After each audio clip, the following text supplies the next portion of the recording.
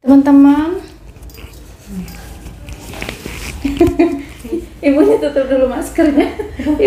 Ibunya deg-degan. Iya, deg-degan betul. Teman-teman, ibu ini lagi ketakutan sedikit karena hari ini dia mau cek IUD. Berapa hari yang lalu dia pasang IUD ya. IUD-nya pasangnya sama bidan Silvi. Terus karena ketika dia proses pasangnya itu katanya apa ya, takut. Ibu tinggal di mana sih? PA. Takut. Terus gimana Bu kemarin? Memang takut Memang karena ibu itu setengah ingin setengah tidak. Iya. Kayak di dalam itu kan kayak adik kan pada ayo Mbak pakai ini aja, kan nggak pengaruh hormon. Oh, adik-adiknya pakai IUD. Iya, terus satu kan itu nggak pengaruh hormon Mbak, terus bisa haid setiap bulan kalau pas lagi haid kan, karena selama ini nggak pernah haid Bu. Terus pemasangan yang sebelumnya tuh pakai KB 3 bulan karena sudah menyusui juga. Anaknya yang sekarang masih umur 20 bulan. Gitu. Akhirnya dia meminta ke bidan Lita untuk diyakinkan. Dia nggak ketemu sama aku, guys. Nah, karena waktu proses pasangnya itu ibunya tegang banget. Jadi tadi aku telepon, biasanya kan kalau kontrol 1 bulan kemudian. Terus aku tadi tanyakan ke bidannya, kenapa sih kok 5 hari sudah harus kontrol? Aku bilang gitu. Iya Mbak, karena ketika dia proses pasang itu dia sangat ketakutan gitu. Aku si bidan khawatir nanti itu terkeluar. Karena proses penolakan rahim gitu modelnya. Pas pemasangan awal itu kan rasanya kayak gimana, deg-degan, terus rasanya tambah nyeri kan karena kita jadi ayo tarik nafas bilang tidak kelamaan. Padahal kalau pasangnya relax itu nggak sakit. Ibu apakah terasa sakit? Apakah terasa sakit? Agak kayak kram gitu lah Bu. Abis setelah pemasangan tuh langsung kayak mules banget gitu kan. Jadi proses adaptasi. Tapi waktu proses pasang nggak sakit kan? Enggak sih sebenarnya, nggak sakit. Orang itu takut proses pasangnya, katanya wah menakutkan gitu. Kan kemarin gini loh bilangnya Bu, pemasangannya itu sebenarnya enak pemasangannya pas lagi masa haid, setelah masa haid selesai. Iya benar. Nah sebenarnya saya ini kalau nunggu haidnya kapan, karena nggak pernah ngerasain haid. Nah takutnya kan kebobolan duluan nunggu masa haidnya. Ibunya pintar ya, pintar. Jadi daripada kebobolan dah pakai IUD. Jadi ini teman-teman, ibunya mau cek IUD-nya. Terus aku tadi Mbak, kalau biasa aku cek IUD itu VT aja. VT itu periksa pakai jari aja untuk melihat benangnya ada di posisinya gitu. Tapi ini tadi Mbak Silvi periksanya pakai alat Mbak, seperti ketika pasang IUD kemarin gitu. Tapi nggak selama yang kalau kemarin pasang. Kalau pasang kan ada proses pengukuran dan lain-lain. Ini hanya cukup aku buka dan nanti aku akan lihat apakah posisinya itu masih ada di tempatnya gitu. Jadi bidan yang pasang itu takut terjadi ekspulsi gitu. Ya nanti kan seandainya memang kelihatan kan bidannya tenang, ini pasiennya tenang juga ya, ketek-tekan. Iya, jadi sebelum dipasang ibunya saya suruh ke kamar mandi dulu, buang air kecil dulu biar nanti lebih nyaman, biar lebih rileks. Apakah sekarang juga cukup deg-degan? Nggak seperti yang pertama pemasangan. Tidak seperti yang pertama waktu pasang. Dari mau berangkat, Bismillah terus siapin mental ya Allah gitu. Persiapan mental ya guys ya. Kayaknya hampir semua KB itu persiapan mental. Suntik takut disuntik. Yang mau pasang implan takut dipasang implan. Bahkan kemarin tuh ada ibu-ibu tetanggamu itu yang mau pasang implan itu 3 bulan mikirkannya, itu 3 bulan. Ketika mau pasang tensinya sampai 170. Saya pernah sudah bawa implan pas anak saya sebelum anak saya yang kedua. Nah pasang implan itu lucu, 3 bulan 3 tahun kan. Nah waktu pelepasannya itu harusnya Maret, karena Maret itu nanti aja dulu gitu kan, masih April. Jadi pas April ke sini ke Puskesmas sudah diperiksa, pas Mei-nya kembali ke sini sekalinya udah ada isinya. Karena terlambat. Padahal belum terlambat ya? Belum, karena masih kurang beberapa bulan. Enggak, sudah lewat Bu. Sudah lewat 1 bulan aja padahal. Bilangnya, Maksudnya harusnya pelepasannya itu kurang 1 bulan lah, Maret. Nah tapi saya tunda, nanti aja lah lepasnya April gitu. Terlambat lepas. Mulai ke sini sudah ada. Wah, cepet cepet juga ya. Makanya bilang tadi Mbak, daripada Mbak itu disuntik terus bulan kan hormon juga. Nah, aja sudah. Mbak itu kan kesuburan dan terlalu subur. Tapi bener loh, pasang implan ya. Implan itu sebenarnya 3 tahun dipasang, itu kadang-kadang masih ada efek 1 tahun loh. Maksudnya ketika implannya belum dicabut. Iya Bu, bener dia. Ada saya itu loh. Subur. 6 bulan aja maksudnya nggak hamil sampai sekarang. Jadi harus hati-hati. Berarti nanti ini pakai IUD harus kontrol ya. Minimal tuh 3 bulan, bagus 3 bulan sekali. Tapi USG 6 bulan sekali gitu. Kalau aku ini kadang-kadang setahun sekali. Aku ya ibu nanti boleh lah 6 bulan sekali karena dia sangat subur sekali guys. Dilemparin itu hamil. Oke, kita mau coba mulai dulu. Aku mau tunjukkan alatnya dulu ya ibu. Kemarin sempat lihat alat-alatnya ya? Takut Bu, nggak usah. Sempat disuruh ke tempat ambil obat, ambil itu bisa deg-degan beneran. Oh, deg-degan duluan. Aku pastinya pakai handphone steril ya nanti guys. Terus ini alatnya aku nggak boleh pegang, yang dipakai cuma 1 aja. Cuman karena tempatnya 1 sudah pasti ketika aku simpan pasti on semua, jadi nanti aku sekalian sterilkan. Yang dipakai kebetulan yang ini aja untuk melihat. Ini sebenarnya untuk IVA test, 1 paket saya masukkan untuk pasang IUD sekaligus IVA test begitu.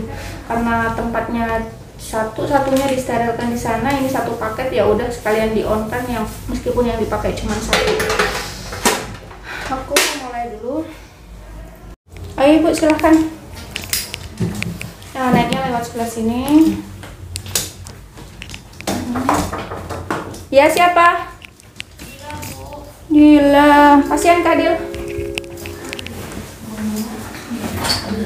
Jadi nanti kalau ada pasien tahu situ ya. Aku lagi pelayanan spesial. Bentar ibu, ini karena meja tempat tidur ginek jadi agak bergerak ini. Ibu jangan kaget ya kalau ibu. Ya, ya sudah. Ayo. Maaf Bu, mau tanya, boleh ya? Apa namanya? Efek sampingnya apa sih ya Bu kalau ambil pemakaian kayak gini? Pemasangan IUD.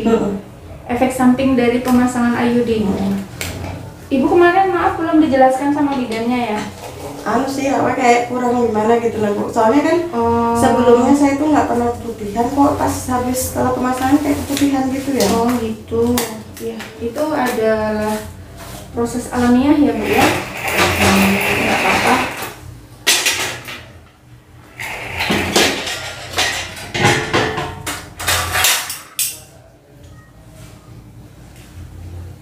Boleh buka?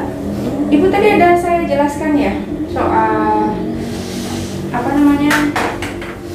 Ibu kan tadi nanya soal implan ya, IUD, efek sampingnya ya.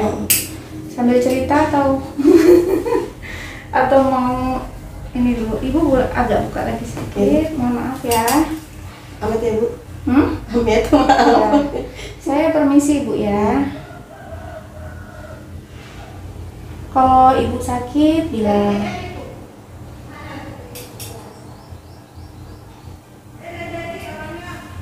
Lagi Bu, relax, tarik nafas. Sakit? Oke. Sakit? Ini sakit? Oke.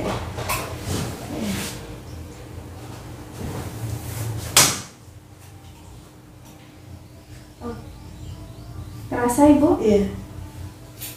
Terasa sakit atau? Kayak gitu.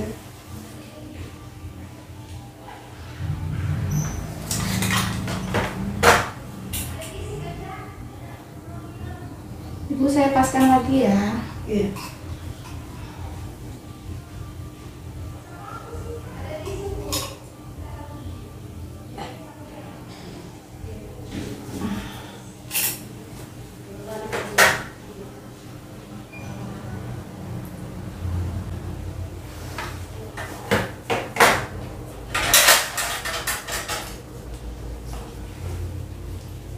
Bisa lepas sendiri kan Bu alatnya?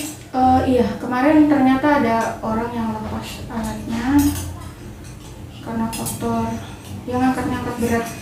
Nanti ibu kalau ngangkat berat jangan terlalu berat. Tapi kan ibu nggak terlalu ini kan? Iya bu, kebun. Benangnya masih agak kaku ya bu ya. Ibu pakai pembersih vagina kah? Tidak bu. Tidak.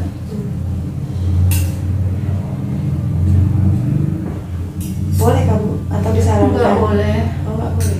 Sebaiknya jangan. Nanti bikin ininya lembutnya agak lama. Oke bu, bagus ini. Hanya saja benangnya masih kaku ya. Ini saya tarik nafas. Sakit? Iya. Nggak, oke.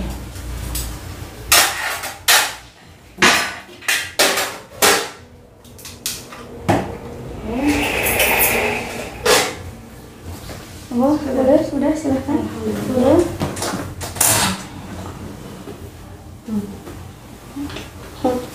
Tidak sakit ya? Tidak. Tidak terasa sakit seperti.